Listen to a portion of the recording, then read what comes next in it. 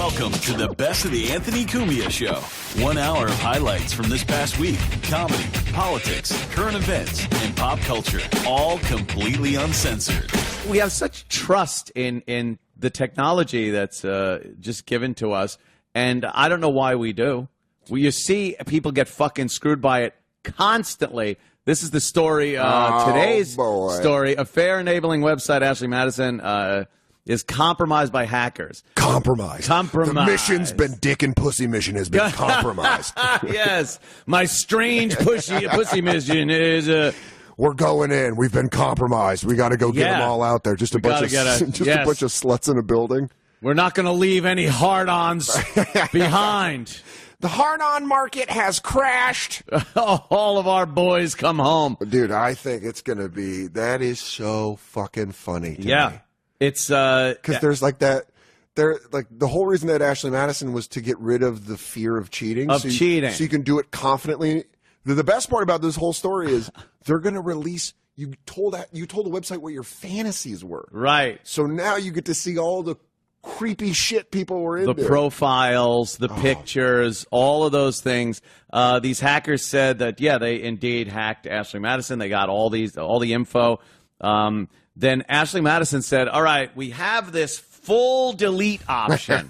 And I guess in the past, before this happened, you would pay a certain amount of money, $30-something, and it would just fucking nuke your profile and any connection they would you ever suicide had with bomb AshleyMadison. Yes. Yeah.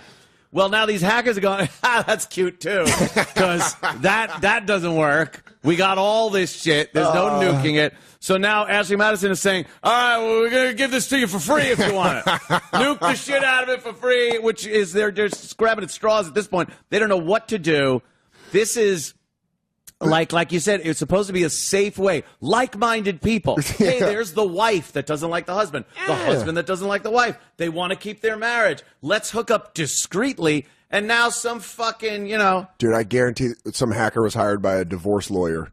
Right, he's right. Like, just find this. And then they realize, by the way, I didn't just get your clients. I got everybody. Yeah, he's like, I love that it's always hackers now are the new bullies. Yeah, Like computer nerds that took typing classes are now like, I will bring down your government. And we all heard how that was going to happen in the past. Like the wormy little nerdy kid was the one that got bullied. Yeah. And it's like, you just watch the way things are going. They're going to be the bully. And you thought like, that's cute and everything. It's a cute little fairy tale. But how would they actually do it with a computer? Like, because we didn't really have a knowledge of how far we get with this stuff. And how much of our shit would be out there. To watch so TV in your hand. Yeah. And you're like, okay, future man. It was, right. Where? On Mars? Yeah.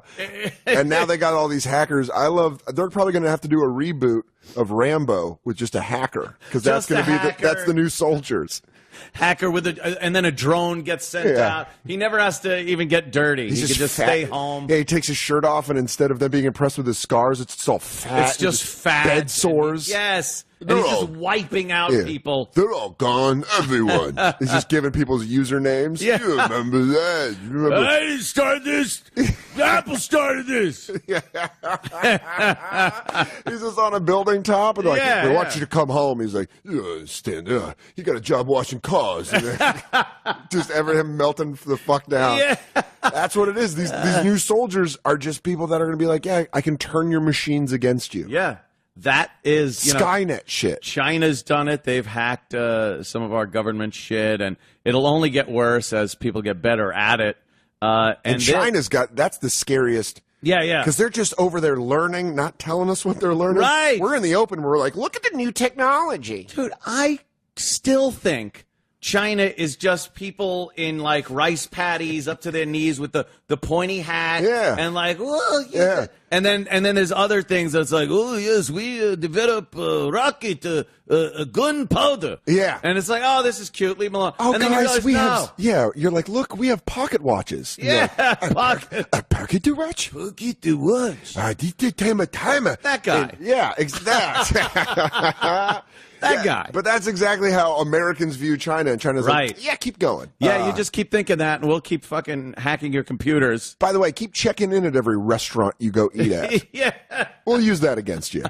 Everything is presented, and I've said this before, but everything is presented as a convenience or a safety method for the people. That's how the government and even big companies like Apple and Samsung and all these other places, that's how they get you. You wouldn't say like, hey, we want to give you a tracking device. Take this. You'll also be able to use it. It's going to be cool. It's also your phone and everything. But we're going to look at everything you do. And, at the best, just direct advertising at you. Oh, yeah. At the worst, we're really going to fuck your whole life up and everything. So you just carry this with you, and I mean everywhere you go. Never leave it at home. As a matter of fact, if you do leave it at home, I want you to physically feel sick that you left it at home. I want a real physical panic. Right. That you've left your Apple tracker. That you've left your tracking device. Yeah. Oh, guys, have you guys seen my tracking device? Have you seen it? That's going to be the new thing. How am I supposed to give a photographic essay of where I've been today? Guys, someone's tracking device is going off. Yeah. Someone's trying to...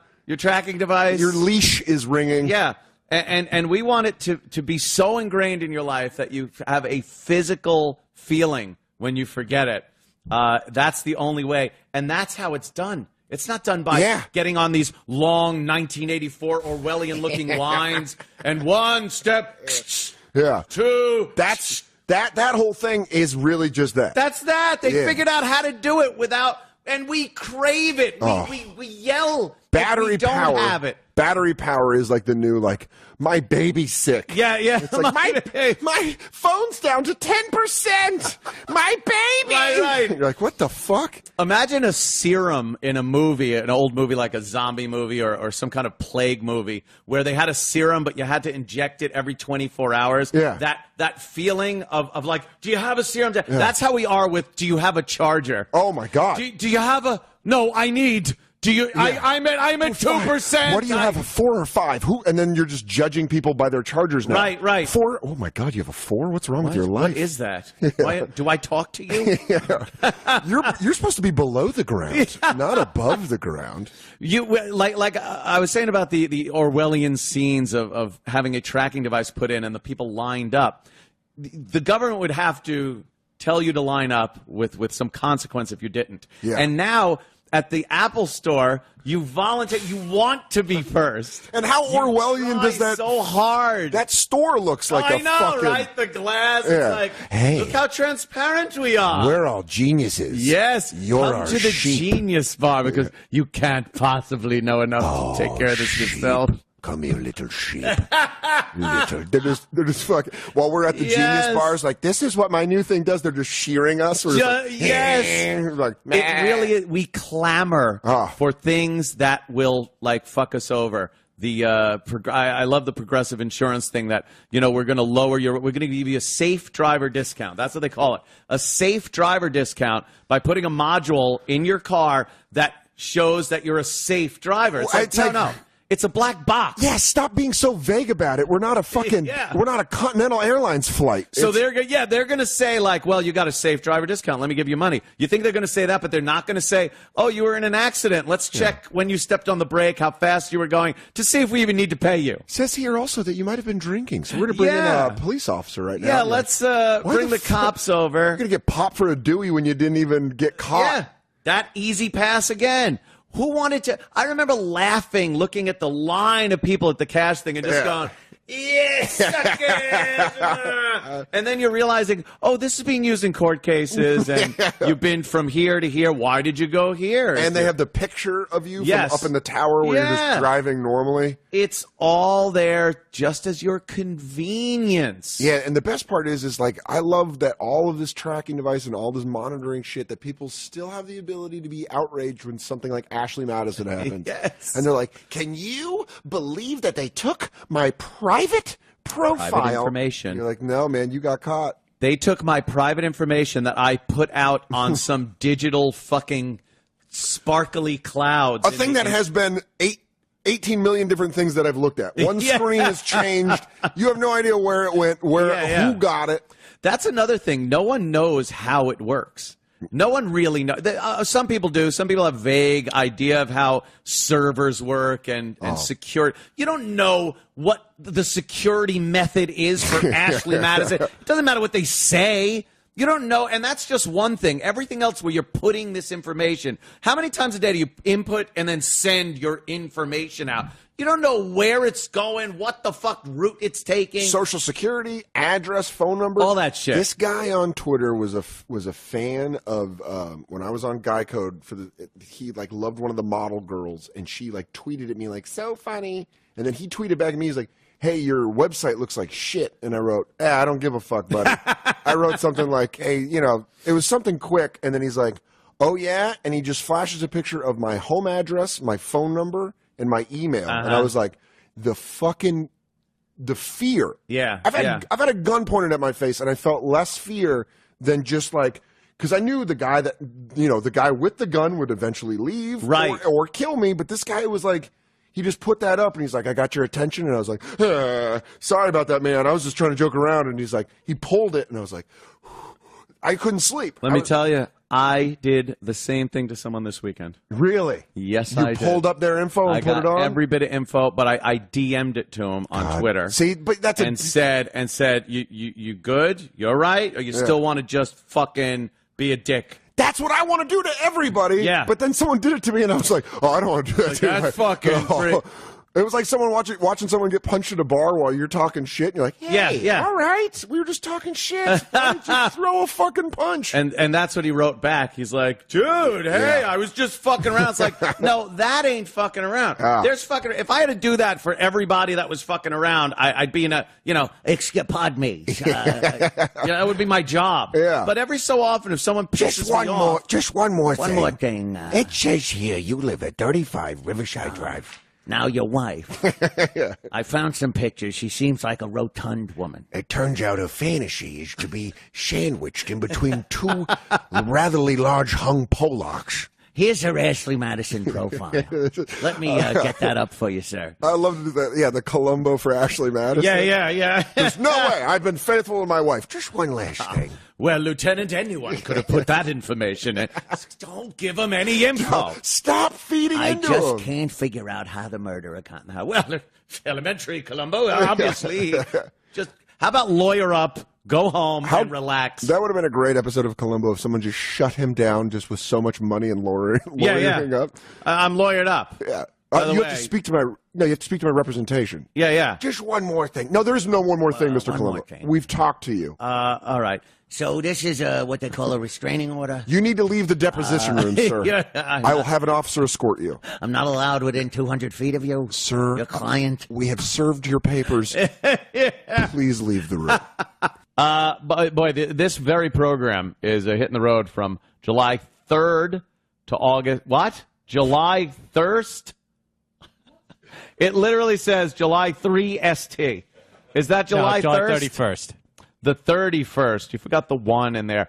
From July 31st to August 2nd, and we'll be live at Tampa Bay Comic-Con. So if you're in the area, please be sure to stop by. And special thanks to DeepDiscount.com, who's going to be joining us at the Tampa Bay Comic-Con. DeepDiscount.com, tons of DVDs, new releases, hard-to-find titles, not found in stores, and video games and electronics. DeepDiscount.com. They got tons of anime titles available, Section 23, from Section 23 Films, including Beyond the Boundary, Parasite, Knights of Sidini, and hundreds more. Believe me, it's great. Oh, yeah! Oh, yeah! The tentacle porn? Yeah, stuff like that. And be sure to use that coupon code Cumia at checkout, and you're going to get 10% off anything site-wide. So thank you, Deep Discount, and join us next week, won't you? Mm-hmm. That's going to be a lot of fun. Tampa. Obviously going to go to strip clubs. Yeah, you got to. That's a natural resource down in Tampa. It is. I want to help the economy. That's what they breed down there. That's what I do. Yeah, it's like they got like slut farms. Yeah. Slut farms that they stock their strip clubs with. It's a tough year this year because there's a frost in Tampa. We're not going to. Will it affect the stripper? Yeah, that's the like trading places. Like trading places, yeah. We're getting it in about sluts. The freeze will have no effect on the strippers in Tampa this year. Sell Mortimer. Mortimer, sell. Mortimer. That's fucking great. Yes, it's going to be a great time. I'm very excited about that Leah Thompson panel. I will be hosting that panel. What is that? So you remember Leah Thompson from Back to the Future? Yeah. She's the mom. Yeah, of course. In Back to the Future. I'm going to be sitting there chatting with her for about an hour with an audience about Back to the Future. Like I don't know anything about Back to the Future. How excited are you? I'm very excited. This is like a fun thing to do. Because you finally get to, sit down. And by the way, I'm thinking of the fans that will be watching. Mm-hmm. The fans that will be watching. I would want to be in that audience with somebody that knows Back to the Future as well as me talking to Leah Thompson. And all the stuff about, like, the Eric Stoltz, you get to find out all that good stuff. The, the backseat pretty much rape that went on with in the backseat. Biff Tannen. Oh, yeah. Close the door, McFly. Just walk away, McFly. It's like, if he walked away, how far was Biff going to go? Yeah. You're like, this lovable character, this lovable kind of bully. What if the Back to the Future would have taken a different direction? It would have turned into like a time travel rape trial. Right, there you go. It's just like, we bring to the stand her son from 30 years from now. Wait a minute. How? But then... Back to the Future 2 would have been a much different movie. I object! Yeah. It could be a whole wacky thing. No one steal that. Me and Soder are working on this one. We're going to do a spec script. We're going to pitch that. Guys, Back to the Future 2, but it's just a rape trial. It's a rape trial involving time. Space-time continuum. Right. It'll rape through time. Right, with music by Huey Lewis and the News. Gonna go back to rape. There it is. Da, da, da. Where we're going, we don't need consent. Back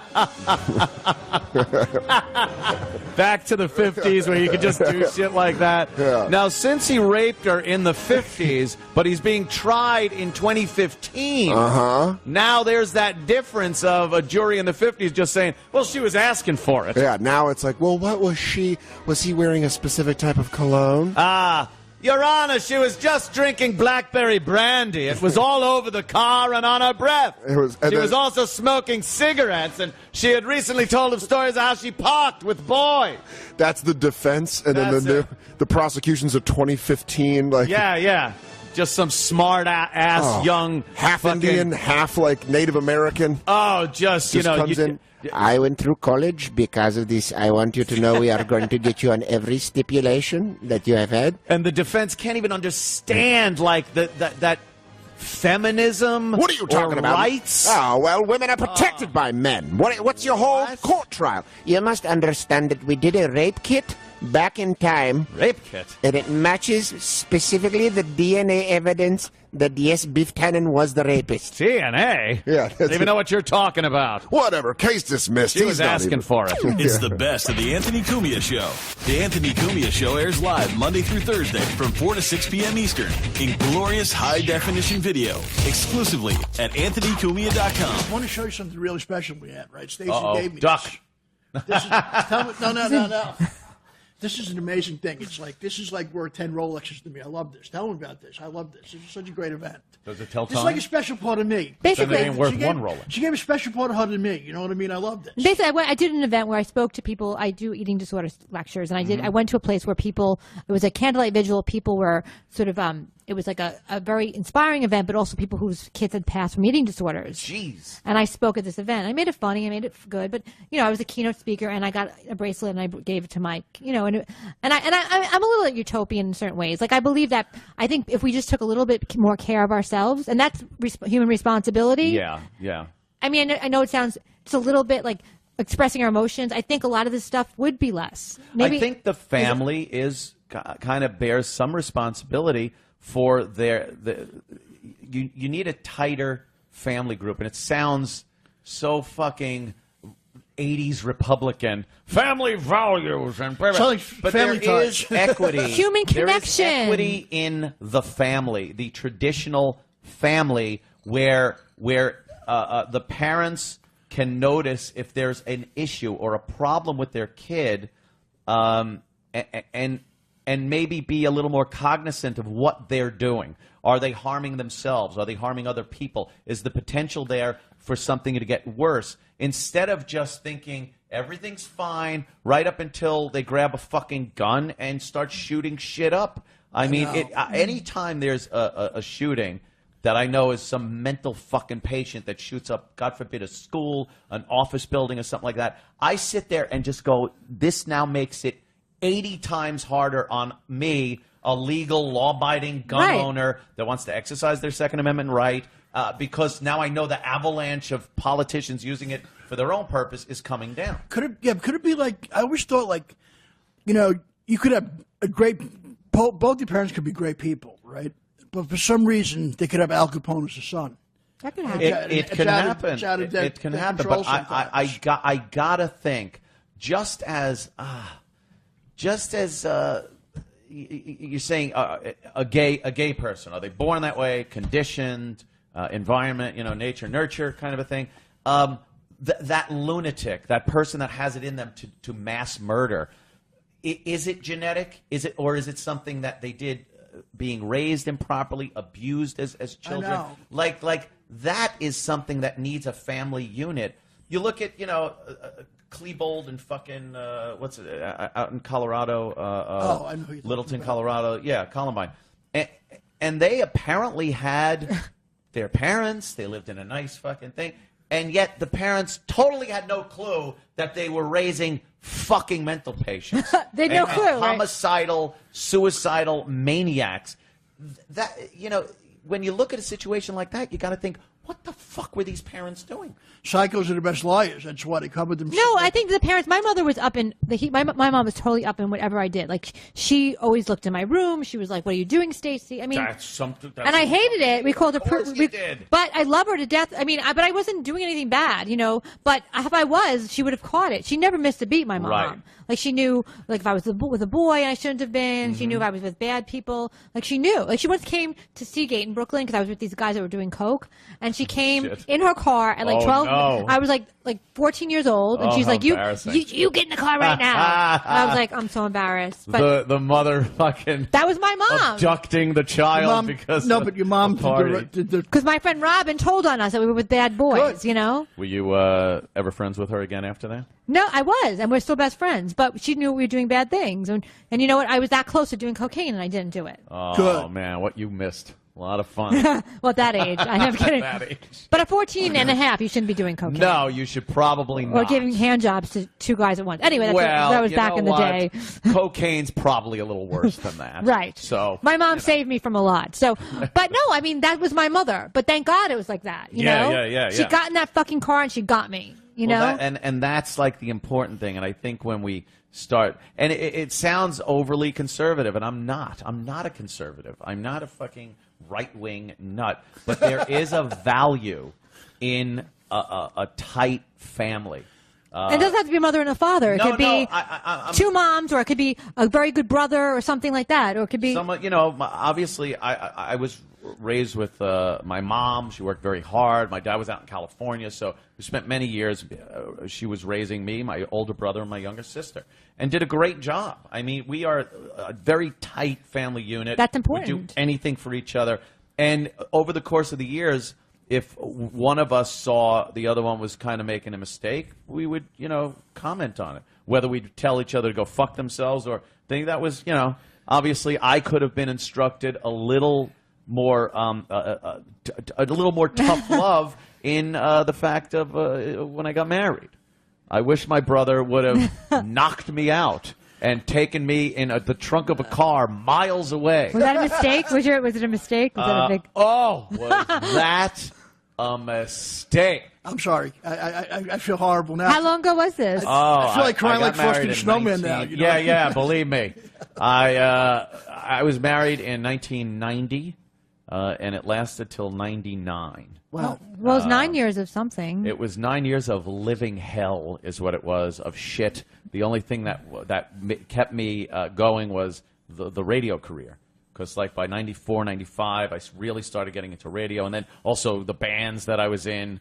during the 90s. Yourself. Yeah. It wasn't like I was just, oh my God, this is it. And I was constantly thinking Plus, your about fans divorce. loving you. Am I right or wrong? That helps a lot too. Yeah, well, that was during the later part of the marriage, and actually, fans loving me was the reason I got divorced. One fan in particular loving me very much. Oh. That was, I did something you never see in show business. What did you do? Well, I made a lot of money and traded in my wife for a much younger, prettier girl.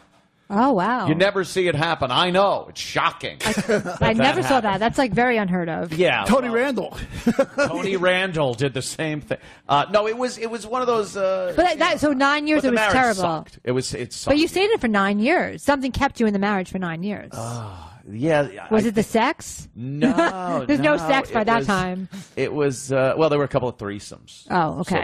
So that was kind of fun. But then I hooked up with the girl that we were having the threesome with and stayed with her for like 9 years. Oh, okay. 9 On the years rebound. seemed Was to that be was that the next 9 years? 9 years, the magic. That's my mortgage, you know. I was with my ex-husband for about 10 years, actually. Yeah. Yeah, how'd that end? Well, it didn't. We were kind of friends. It wasn't a terrible marriage. It wasn't the best, but we were still okay. We're like, all right. We worked a lot together. He was a comedian. We hung out a lot, but it wasn't a bad. I don't regret it, but I regret I was with it too long. Wasn't Bill Cosby, was it? A comedian? No, I would have had a good. Yeah. Well, if you fucking, you know what? I think it just wears off. I think a lot of this love thing, and I've talked about I don't believe in actual love. Aww. I think there's something. Well, that's hard. Yeah, but can I be your Cyrano de Bergerac? We'll look for chicks, and I'll be like Cyrano de Bergerac. Oh, yeah, the guy that would write the. Yeah. I'll be like, Aunt, this is like if I'll be like, I think there's something going on. You know what I mean? I'll like wink at you. You know what I mean? Be a wing guy. You want to see how this works? I'm going to talk to Stacey through you. You tell me what I should be saying to Stacey. Go ahead. Okay. I love your earrings. I love your earrings. Thank you. You got such a cute face. You got such a cute face. Thank you. What do you call it? You're so charming and nice. You're so charming. Oh, really? Thank you. I've never been called charming before. I love your voice. I love your voice. It's fantastic. You do? Thank you. It's fantastic. That hair is amazing. I love it. That hair is amazing. I love it. Well, you were just full of compliments. Yes, apparently that's all I can do. No. Is compliment. I don't know where this is going to go. No, wait. Let me finish, right? What do you call it? So, okay, all right. Keep going. This is working well. I think I'm doing all right. I have a good ego now. At least Yeah. My body image, I believe. Yes. Well, no, actually, it's just been your head image. But we'll see how. Do you want to borrow my earrings? Yeah, they're lovely. Anything else? Keep yes. going. I like it's very nice to see a woman as beautiful as you are. So nice as a person. It's very nice to see a woman as beautiful as you are. Very nice as a person. Why would you judge me on the fact that like an attractive woman can't be nice? No, you're very nice. And No, you're very nice. No, because I back up my words here. Okay. What do you call it? I apologize. I'm so sorry. I'm so sorry. Maybe we could have a cappuccino later and just be friends and talk. Just be friends. All of a sudden, I put myself in the friend zone. Your son's Cyrano. See, Mike we just figured out Mike's problem with women right now. Yeah. We just figured it out, Mike. You just cock block yourself. Your fucking friendship, Cyrano. It's the best of the Anthony Cumia Show. 1 hour of what you missed this week because you're too damn cheap to pay for it. This is the Legion of Skanks podcast. What age did you lose your virginity, Pete? Oh, God. It was in college. It was my freshman year, so 17. I went to college when I was 17. Nice. Yeah, Asian. I was 17, too. How are you? Have we gone through this on the show before? I feel like we haven't weirdly gone through our but virginity. I've gone through like my virginity story, the song and the girl. I've gone through all that. Yeah. I think on the show. But what was the actual first time? I was 16 a few days after my 16th birthday. It was like my birthday present. So I'm still pretty much 15. I've really said that for years. But you have to understand, Lewis had been turning down his friend's mom since he was 12. So it was it was to a girl named Kristen. That's a weirdly true story. A girl named Kristen. It was a goth chick. And yeah, I lost my virginity to the song "Cemetery Gates." Do you want to just be so anti-conformist now? Did you have to take a blood oath or something beforehand? Because she was a fucking goth chick. No, she was hot though. You lost your virginity when you were 17 to a girl just in college? Yeah, but does it count? Like there was when I was like a little kid, one of my mom's friends was staying with us, and then like her daughter was like, let's do sex, and I was like, what's sex? And then I literally like put my penis in her, and then I laid on top of her, and then was it hard? It was hard. Yeah, like what? How old were you? I was probably like 11. What? And wow. And then I remember. Oh, so you have like a black dude story about losing your virginity. That's amazing. Yeah, Wait, hold on. Go over this again. So you're 11 years old. Who's the chick? My mom's friend was like living with us because I think it was like a battered wife kind of thing. Like she had to come live with us, and then the daughter probably knew about sex because of whatever. And then it's not funny. There's no better way to find out about sex than watching the shit kicked out of your mom. Yeah. But then she was like, "Yeah, this is what you do. You get your dick hard and you put it in me." But like, we didn't know that you. She was also 11. She was also 11, so she was a little girl. Fantastic. And like, so we. Like, I put my dick in her, and then I would just, like, lay on her, and then we would laugh, and I'd be like, is this sex? And she'd be like, yeah, this is sex. And we'd be like, sex is great. Really? But it technically is, though. You didn't have the instinct to just start humping at that point once it was in her? No, it was like, because... Wasn't part of the rules, Dave. It wasn't, like, easy to get it in, because it wasn't, like, an 11-year-old, like, I don't know, I feel pervy saying this now. Dude, it's 37. never... I feel that sweet 11-year-old pussy. I feel pervy that my dick is filling up right now. Yeah, listen, for the record, it's never easy to get it inside an 11-year-old. Yeah. Spreading those meaty little girl lips around that sweet 11-year-old pussy. Oh my God. Her rainbow bright shirt on the floor. Had she done this before, or you're like her first experience? I think she had done it before. Well... So I'm laying on top of her, and then both of our moms walked in the room, and then her... They joined in. Yeah! Legion of Skanks all fucking day! 14 of our listeners just came. But yeah, her mom... Oh, is this what kind of party we're in?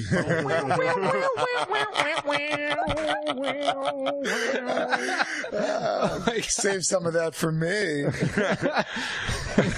You can use all that on my daughter, nephew? We've seen this movie a million times. She's my daughter, and I taught her. That's so bad. Okay, so the mom's walking. Wait, can I ask you a question? What does the daughter look like? She's a hot-ass 11-year-old. Louis, wait. She looks 11, you piece of shit. No, I'm not asking. What type of question? I'm not asking because I'm sexually into Is she one of those 11-year-olds who's asking for it? Or did she like totally get her tits nice and early with her hair? Well, I'm asking because I'm trying to paint a picture for we have listeners at home that want to know. Trying to paint a picture for your Jack session later? I don't know. She was 11. She had fake tits. But she was, I don't know, she had blonde hair. I remember she had pigtails in that day. Perfect. Yeah, she did. And maybe that's the reason why when I see a girl with pigtails, I'm like, oh yeah. She still had sand in her socks from the sandbox. Yeah. Yeah, like rainbow bright shirt. Yeah, like do you know how like little kids kind of smell when they go out and play all day? Yup. Like I remember that's how she. I do know that.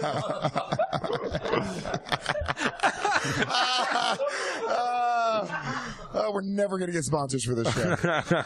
Zero flashlight. From when you want to fuck a flashlight with a pussy in it.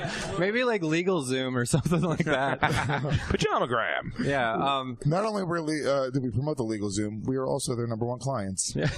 But yeah, so she but the mom came in and like freaked out and like pulled me off of her like oh, what a cock block. Yeah, so like my first sexual experience was like it ended in the mom screaming at me, and then my mom was like very, I don't know, she's like a little hippie. She's like literally a genius, and she knew that like she didn't want to scar me sexually. So like 10 minutes later, I'm out in the living room. Like, you're doing it wrong. Yeah, you're supposed to move. You're supposed to move. Yeah, like your mom pulled you out, which was the first time it felt you're like, oh, this is even better than just laying there. whoa. Thanks, Mom. Whoa. Put me back in. Put me back in. Pull me out now. Pull me out again, Mom. Blow it out. Put it back in. Out in. But yeah, she didn't want me to have sexual shame, so she was like, what you were doing was okay, and you didn't know, and, like, you can't do that for a while. But, like, when she pulled you off and yelled at you, that was wrong. And, like, so. Really? My mom didn't want me to have, like, sex issues. That's a smart mom. What a cool mom. Not a a cool mom. It's a good mom. Yeah, some people go, like, very, like, hey, look, you know, I've just been dealing with shit with my daughter, fucking going through some shit with her. You found Pete Lee on top of her? Found you on top of her, which was awkward as shit, but now I want to have a talk with you. Glad that you brought me on here to clear this up. I want to talk about the responsibility of sex. Right, to be fair, it's time for you to know that. Jay wasn't a dick. He just pulled Pete Lee out, and he said, hey, Pete, listen, it was wrong that people yelled at you. But I'm sorry. This is a very natural thing. Just wait some time. No, but years ago, we called my daughter Googling the word sex, and then what a whore. And then only a few months ago, she was like when she had her own phone, which she doesn't have anymore. She was like texting with a 17-year-old dude. She lost it in her friend's vagina. Yeah, but I'm saying, you know what I mean? Like that same, like that young, like curiosity is fucking like, but again, like she's not like scarred by it. Like I spoke to her about it afterwards. She knows how I feel about it. Her phone's taken away, and then like life just kind of moves on because like it doesn't make sense. If you harp on that constantly, like she's gonna become a fucking hooker probably. Yeah, I feel like maybe obviously it's not like 100% true, but it could be you know what I mean? I'd rather not be like angry at her all the time for that. Yeah. I've almost made jokes about it since. Do you know what I mean? Like, well, we know that if you have your own phone, like what you do, you know, making jokes about it, sort of like. To let her know that I'm still aware, but like, you know, it's not the end of the fucking world. Well, also in reality, but you lost this privilege. Think about the things that we were doing at 11 and 12, and I don't remember. We didn't have. I have no gauge over my childhood on what age I was doing what. But yeah, but I know I love porn. Hold on, I was masturbating very early. Me too. I was like before anything came out. You were just finished and nothing came out. Yeah, of course. Wait, 8, 9 years old masturbating. Yeah. I'm talking about like fucking, like just being like very like sexualized, very, very young and into the idea of sex and couldn't wait to lose my virginity when I was like 11 or 12. Me and my friends like talking about it. What? That's just a funny 11, 12-year-olds. Like, it's how young that seems now at 37. Dude, like, I remember. Goes, dude, we're totally getting some pussy this year. Well, we'd all lie about how far we had gone already. Oh, dude, all except of that. for Pete Lee, who had the best story ever. Dude, I had a foursome with these 2 old bitches and this 11-year-old chick who had pigtails. That's why Pete doesn't have to be a dirty comic later in life, because he already had that confidence. Dude, I remember feeling so much pressure at like 12 and 13 to have sex. Really? It's such a ridiculous thing. I didn't looking feel back pressure. Yeah, dude. I mean, literally, up until I had sex, my teenage years were like pressure to fucking to have sex. Yeah. And when people had sex, and again, I'm a little older than you guys, but when people were having sex in high school when I was there, like it was kept quiet. Like the girl didn't want to be known as a whore. The guy was sort of a dick if he told everybody, and then like she'd get that. But we always did, right? By the way, and any girl who everyone knew fucked, like she was kind of like fucking Scarlet Letter, man. Like they were like, people were like, oh, you're what a slut. She's a total slut, and it was so weird. Now it's like. By the time my brother, who's 11 years younger than me, when he was in high school, it was literally they had the girls where it's like rip off the right colored bracelet off their wrist and they suck your dick in a bathroom. Yeah, but I think you may have heard a story about that. I think you make that out a little too much. No, dude, that was a national thing, and my brother was right in the heart of that. His high school years, yeah. So, no, that happened. That wasn't like. I'm not saying it didn't happen, but is that really dude, now, listen, girls now in 8th grade are telling you how good they are at sucking dick. They're not fucking. They are great. Just animals. But when I was in 8th grade, no girl was. No girl, and I'm telling you, I know I wasn't like one of the most popular kids. There but was one girl, Pete Lee's chick. This little whore was out there just spreading her snatch for Pete. Oh my God, put your dick in my pussy. Don't move around or nothing. Just keep it there. Yeah, Dave's right. That's why I'm not dirty now. I'm like, you guys, what are we, 11? Come on, like, grow up. Yeah, but like, I don't know. Do you know this chick now? No, I actually should ask my mom like what the family's name was and try to like Facebook her. Yeah, get her number. Yeah. Oh, that'd be such a disappointment. Hey, it's just terrible. I didn't hear no bell. You want to go for round 2? What if she's never broke? That's just still what she does. She just has guys put their dick in her and not move at all. Not move. And you start fucking, and she's like, "What are you doing, you fucking weirdo? Place your dick inside of me and lay." That would be a great Facebook message. Just like, we need to finish. But how many times for years later did you think about, like, fuck, dude, I should have done it the right way? Well, how many years after that could you only come if your mom ran in the room? and then lectured me or like calmed me down for a few minutes after. You were doing great back there. I just needed something out of the bathroom. Don't have any shame. I'm Peter. sorry. Because I guess it was 6 years later in college when I lost my virginity I guess it took me 6 years. Did you talk the chick in the fucking, or was she the aggressor? It's always a big girl. thing. Who's the aggressor on the virginity story? She was, but I don't know. I would say that in most of my he was like, I swear to God, my mom's about to walk in. She's like, your mom's not about to walk in. Just fucking pull on my virginity, dude. I couldn't have been less the aggressor. I was so nervous. How did you lose your virginity? She's an older chick. Fucking told we hung out a bunch because she was like a neighbor. Mm-hmm. She was in nursing school in college, and I was in high school still. I was 17. And she I just turned 17, so I'm basically 16. And hi, don't make fun of my voice like that. But she was like a neighbor. We hung out a bunch, and she kept saying oh, you don't have a girlfriend? You're such a cool guy, and you should have more confidence. And I was just not confident and insecure kid. And she was not a cool guy. She literally goes, she goes, I'm going to take your virginity. So and I got a fucking hotel room, and it was very clinical. But it was fucking great. And by the way, no bullshit. We ended up fucking a bunch. I think so. Or my album. We ended up fucking a bunch afterwards, for a couple months. And then she got upset when I got a girlfriend. She was really upset, which is so weird. She was older than me, and she was fucking other people too. I know, but it was such a big deal to me that. But it was so great. I owe that chick a ton because just letting me do that did build my confidence to some degree. No, man, she was a good body.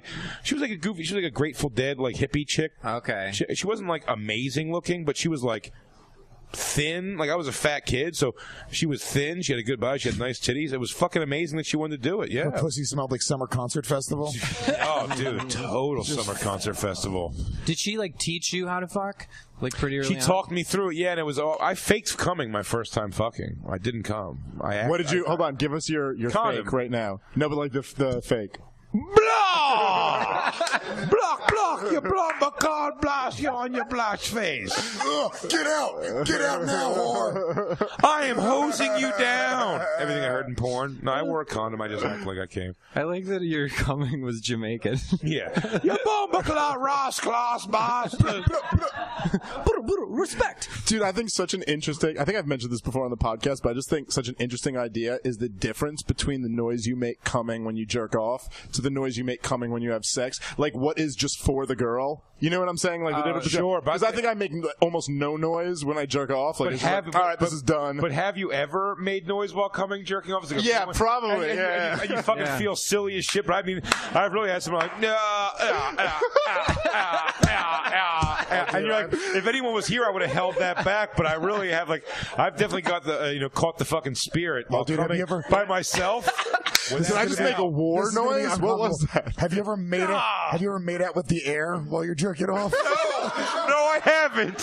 Why don't you just tell us that you did that and not ask us if we've ever done dude, can I tell you, it's 10 times better than just admitting that you've done that to go, this is going to make everyone uncomfortable. You guys because we've all done this. You guys know when you start thumbing your own butt in the shower? No.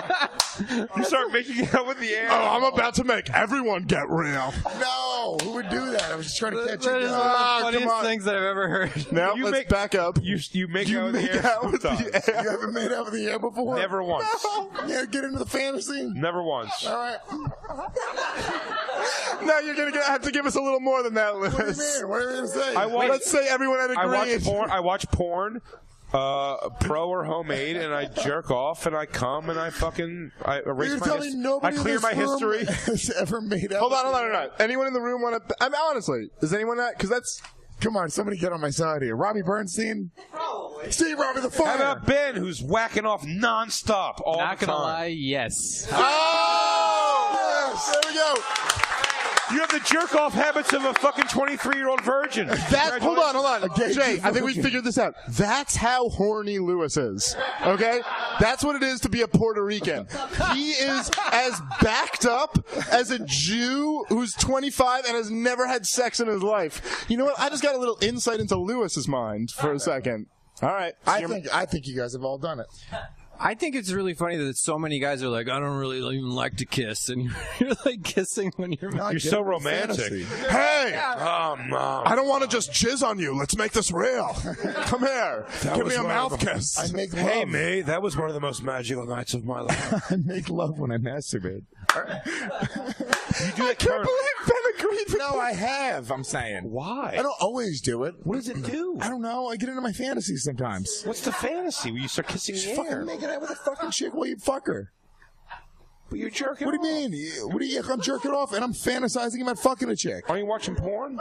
Sometimes I'm not. Sometimes when you go on thoughts, you fucking have to make out with the air. No.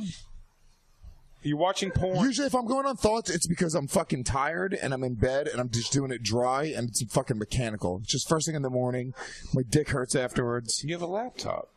I know, but I'm just I'm not. If I wake up first thing in the morning and then I jerk off without getting up to go through the whole process, that's the only time I really jerk off. How fast can you finish with just thoughts? I'll beat off in like a minute because So I just hold want on, to get is it out the of me. argument that you don't have You'll come in a minute. Yeah. Through thoughts, you'll come Only in if a I'm minute? kissing her on the mouth, though, in my fantasy. if you're fake, Wow. So air kiss will get you. If we're necking a little bit, fucking little air. You know, I'm not even. I've done Suck air. on my nips, hypothetical woman. I've done air like playing with the tits. You don't really get into the fucking. Nope.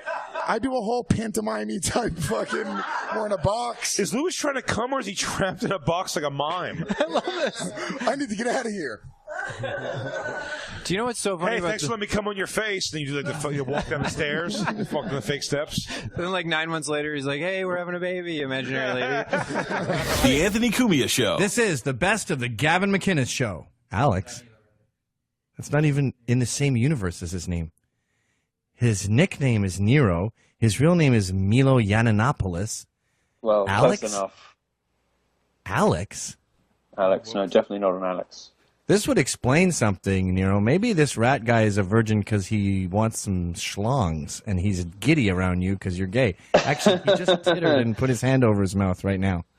Well, you're talking about bravery. I mean, sure, it's brave to cut your penis off, but it's even braver to get on your knees and suck the fucking things. I mean, they're pretty gross, you know. So Yeah, I'm just saying. I mean, you know, it's the transgender people do not have a monopoly on bravery. Trust me. No, I'm sorry. If you're gay and you're in the closet and you finally come out and suck a cock, you have all these endorphins being released and that you feel euphoric. That's not brave. That's like saying it's brave to take a dump when you had to go really bad. I don't know. I mean, you know, I as you know, I only came out as gay to irritate my mother. I was born a Republican, but Well, you were gay, born being in gay a was a fag choice, you know. country. In fact, I think the word faggot was invented there. The Greeks may have... You're double fag. The Greeks invented faggotry, and Britain is the world capital. It's hard to tell when someone's gay there. No, I'm almost too gay to function. You know, I sort of have the ultimately gay heritage, gay birthplace, and the penises. So yeah, it's pretty bleak. You're actually why I moved to Canada, because my dad and I were picking apples, and he heard me say... Imagine a situation being so bad in your life that you moved to Canada. I mean, that's a pretty bad shit going on for you. That hurt my feelings. I'm sorry about that. Let's talk about your article briefly. Which one? I've written so many I'm a little stuff. disappointed in you. Oh, God, really? So you were crapping on Gawker.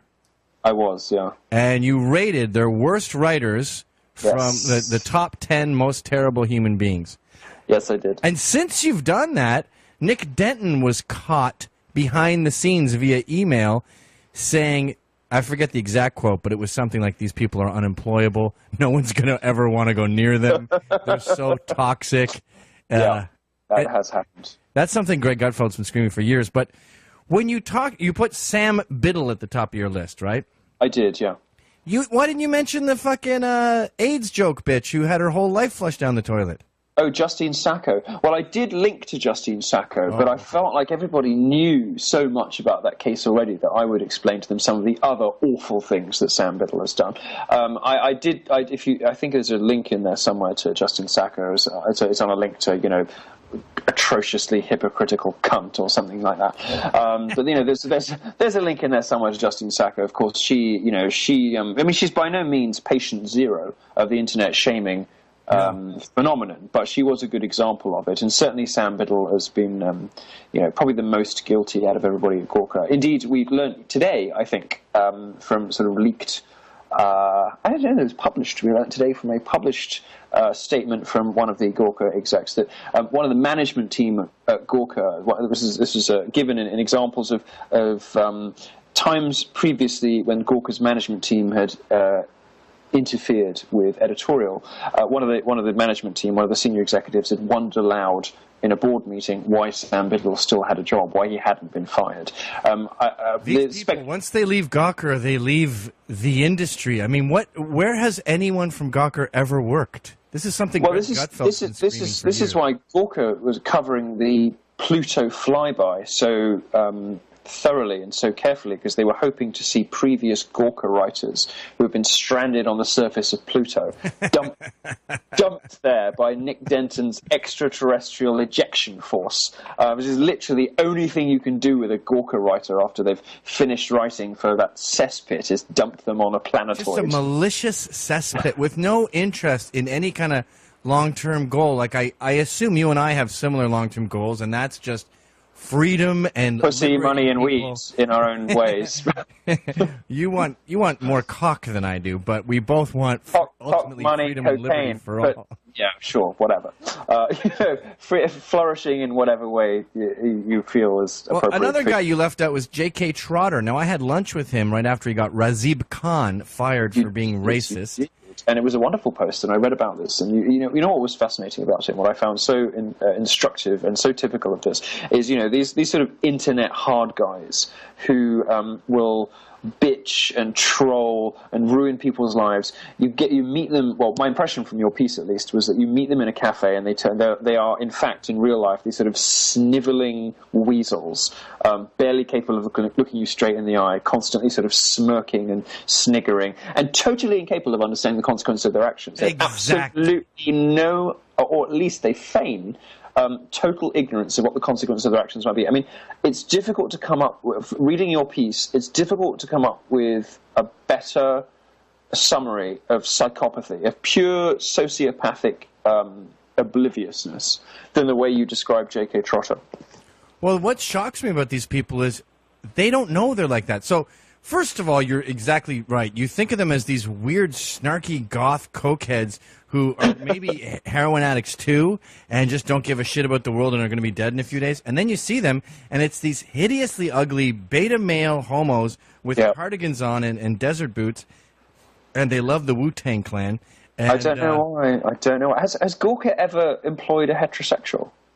I think that AJ Delgado guy is straight. Or no? Delario or something. Yeah, Delario. AJ Delgado's a smart chick. Yet AJ Delario he might is be the one who's but he's the one responsible for Athlete Dom. I mean, the only straight guy at Gawker is nonetheless responsible for establishing their most heinous innovation. I mean, look, don't get me wrong. I mean, most of the athletes are black that they leak these cockshots off. So I'm not going to pretend that I have never looked at a single one of them.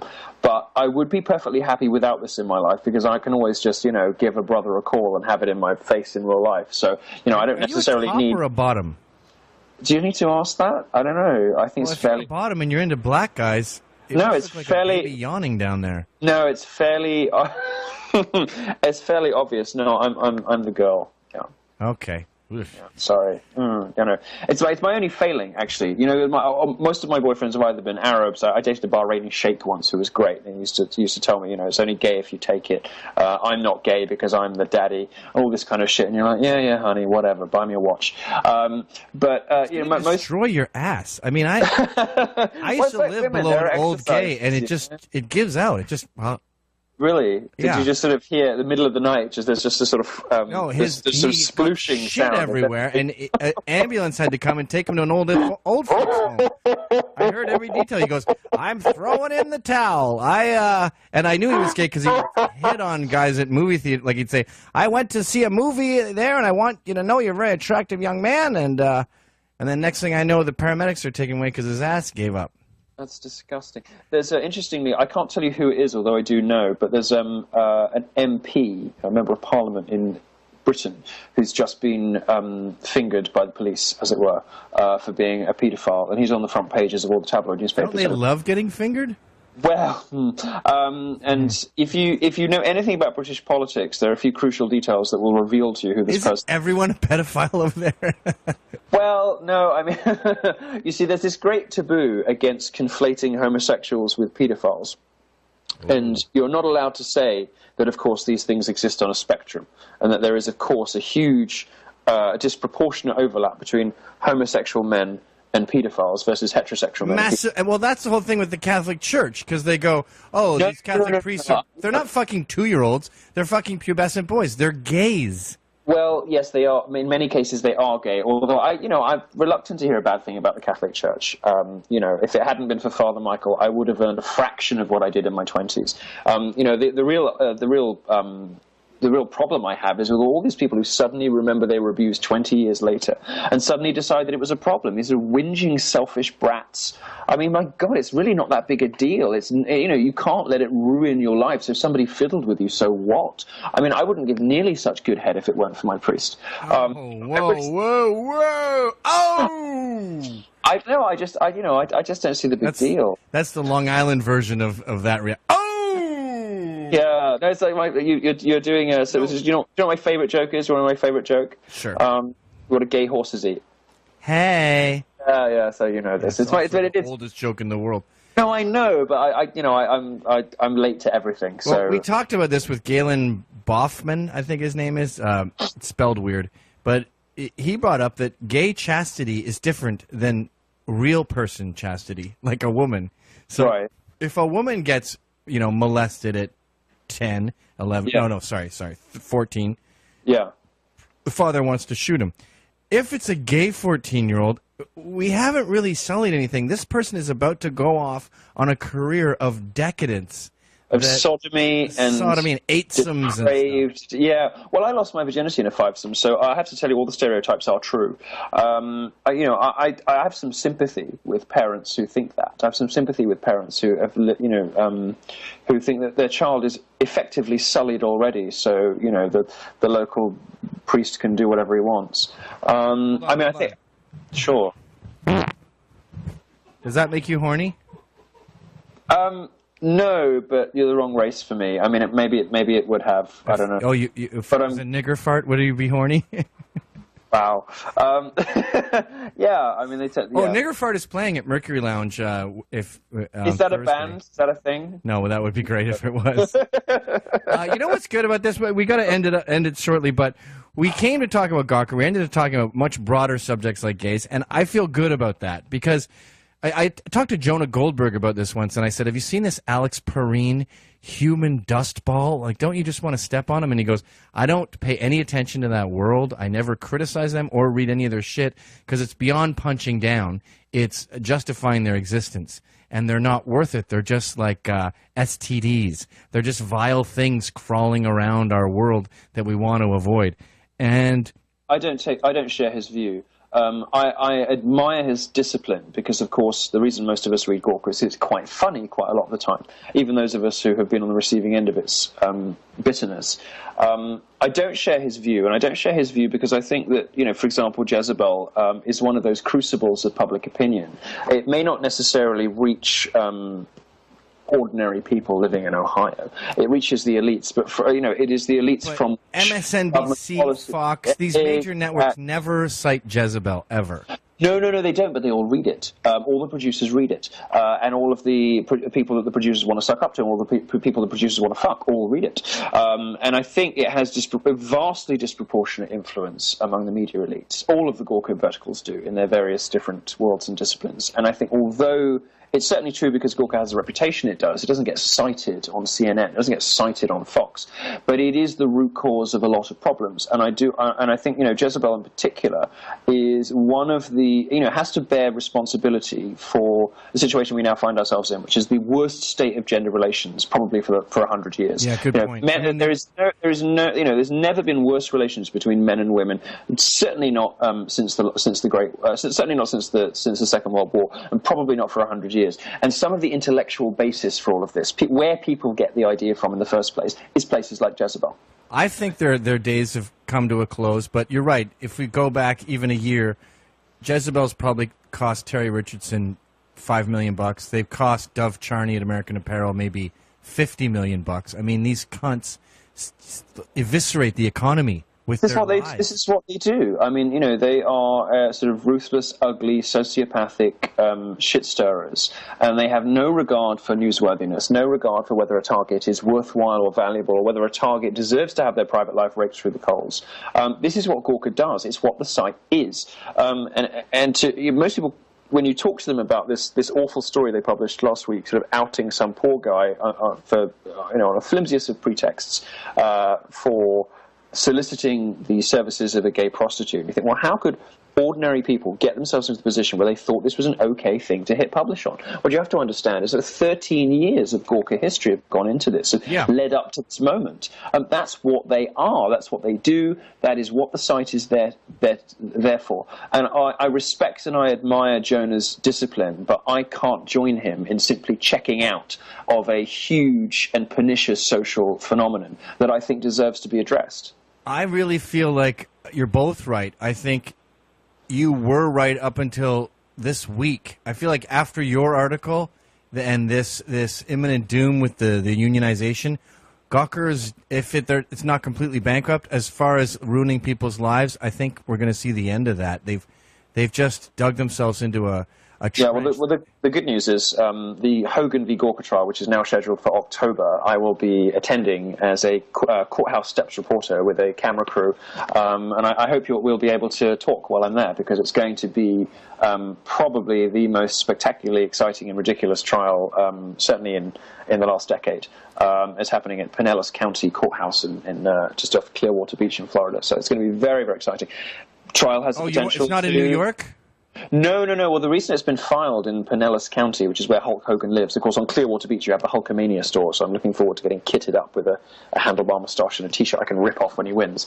The reason it's been filed there, I think, quite wisely, is that the Florida jurors are not going to understand this gay British guy with a company that's registered in the Cayman Islands, half of whose employees are in Hungary, that publishes bitchy, spiteful vitriol and has leaked a stolen sex tape from local hero Hulk Hogan. How do you think that's going to go? I mean, which way do you think the jury's going to vote? I haven't heard any of the arguments yet, and I have a reasonable idea how that court case is going to go. I think they're going to go with the Hulkster, brother. I think they are. So I'll be on the courthouse steps for at least the first week of that trial. It's going to be very exciting. All right, man. Well, thank you for joining us, and thank you for fighting the good fight. And thank you for having me so much. Good luck curing yourself of that homosexuality and coming back to heterosexuality. I'm praying every day. Good. Thank you so much. Take care, man. Cheers, man. It's one thing to be gay, but a gay coal burner, that's a new one. I like getting pummeled with huge black dongs. If I was gay, I would like to be fucked by a guy who had a penis the size of a grain of rice. The Anthony Cumia Show. Now we're talking uncensored. If you like what you hear, visit AnthonyCumia.com for subscription information and show details. And never miss a minute of fully archived shows available at any time in streaming HD video or audio download.